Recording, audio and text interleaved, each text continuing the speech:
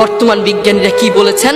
বর্তমান বিজ্ঞানীরা বলেন একজন সুস্থ মানুষকে, একজন জীবন্ত মানুষের হাত পা ধরে ভেঙে দিলে একজন জীবন্ত মানুষ যতটুকু কষ্ট পায়, একজন মা তার চেয়েও বেশি কষ্ট পায় তার সন্তানকে জন্ম দেওয়ার সময়। আল্লাহু আকবার।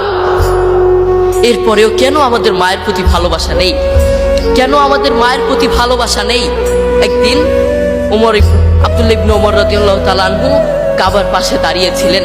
তিনি দেখলেন একজন যুবক তার মাকে কাঁধে করে করে তাওয়াফ করাচ্ছে।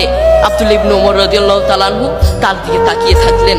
এরপর যুবকটি আব্দুল্লাহ ইবনে ওমর রাদিয়াল্লাহু তাআলা আনহুর কাছে এসে বললেন, আমি কয়েকটা বছর এভাবে আমি আমার মাকে কাঁধে করে বেড়াই, আমি আমার মাকে বাথরুমে নিয়ে যাই কাঁধে করে, আমি আমার মাকে খাওয়াতে নিয়ে যাই কাঁধে করে, প্রত্যেকটা জায়গায় আমি আমার মাকে এভাবে কাঁধে করে নিয়ে যাই। আপনি বলুন, আপনার কাছে আমার প্রশ্ন, আমি কি আমার মায়ের হক আদায় করতে পেরেছি? আমি কি আমার মায়ের হক আদায় করতে পেরেছি? আব্দুল্লাহ ইবনে ওমর রাদিয়াল্লাহু তাআলা আনহু কি বললেন জানেন? তোমার মা তোমাকে জন্ম দেওয়ার সময় কয়েক হাজার কষ্টের নিঃশ্বাস ছেড়েছে।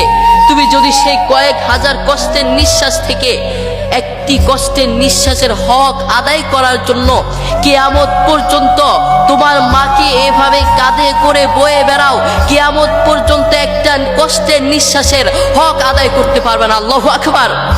দেখেছেন মা আমাদের জন্য কত কষ্ট করেছেন। নিজের জীবনের চেয়ে তার সন্তানের দিকে ভালোবাসেন।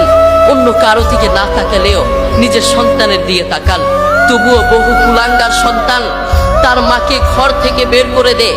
বহু কুলাঙ্গার সন্তান তার মায়ের উপর আঘাত করে থাকে। আরে আমি তো আমার পক্ষ থেকে বলতে চাই, যারা তার মাকে ঘর থেকে বের করে, যে অযোগ্য সন্তান, যেই নাফরমান সন্তান, যেই কুলাঙ্গার সন্তান তার মাকে ঘর থেকে বের করে, ওটা সন্তান হতে পারে না।